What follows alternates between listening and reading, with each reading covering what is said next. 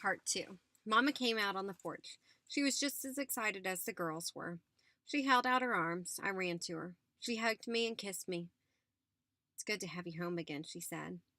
"Look what I have, Mama," the little one cried. And it's all mine." She held the gold cup out in her two small hands. As Mama took the beautiful cup, she looked at me. She started to say something, but was interrupted by the cries from the other girls. "We have one too, Mama," they cried, "and it's just as pretty as that one." "It's not either," the little one piped in a defiant voice. "It's not even as big as mine." "Two cups!" Mama exclaimed. "Did you win too?" "Yes, Mama," I said. "Little Ann won that one all by herself." The odd expression on my mother's face was wonderful to see. Holding the cup in each hand, she held them out in front of her. "Two," she said. "A gold one and a silver one. Who would have thought anything so wonderful could have happened to us? I'm so proud, so very proud." Handing the cups back to the girls, she walked over to Papa. After kissing him, she said, "I just can't believe everything that has happened. I'm so glad you went along." "Did you enjoy yourself?" With a smile on his face, Papa almost shouted. "Enjoy myself? Why, I never had such a time in my life." His voice trailed off in a low calm. "That is, except for one thing. Grandpa had a bad accident." "Yes, I know," Mama said. "One of Tom Logan's boys was at the store when they arrived. He came by and told us all about it. The doctor said it wasn't as bad as it looked, and he was pretty sure Grandpa would be home in a few days." I was happy to hear this news and could tell by the pleased look on my father's face he was glad to hear it too. On entering the house, Papa said, "Oh, I almost forgot." He handed the box of money to Mama. "What's this?" she asked. "Oh, it's just a little gift from old Dan and little Ann," Papa said.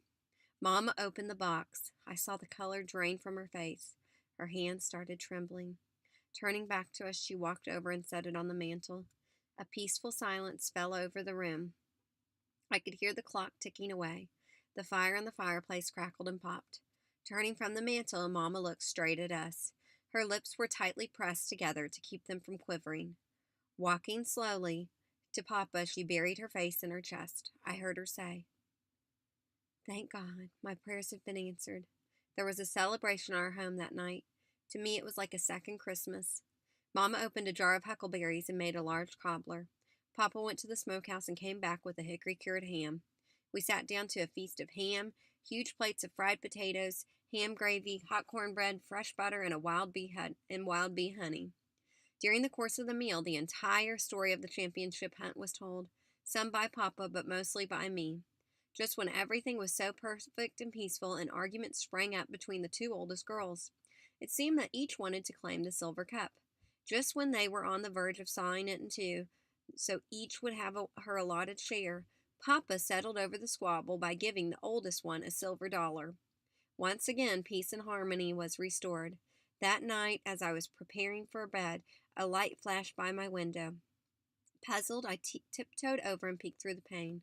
It was Mama, carrying my lantern and two large plates heaping with food. She was headed for the doghouse. Setting the light down on the ground in front of it, she called to my dogs. While they were eating, Mama did something I couldn't understand. She knelt down on her knees in prayer. After they had eaten their food, Mama started petting them. I could hear her voice but couldn't make out her words. Whatever she was saying must have pleased them. Little Ann wiggled and twisted. Even old Dan wagged his long red tail, which was very unusual. Papa came out. I saw him put his arm around Mama. Side by side, they stood for several minutes looking at my dogs. When they turned to enter the house, I saw Mama dab at her eyes with the apron. Lying in bed, staring into the darkness, I tried hard to figure out the strange actions of my parents.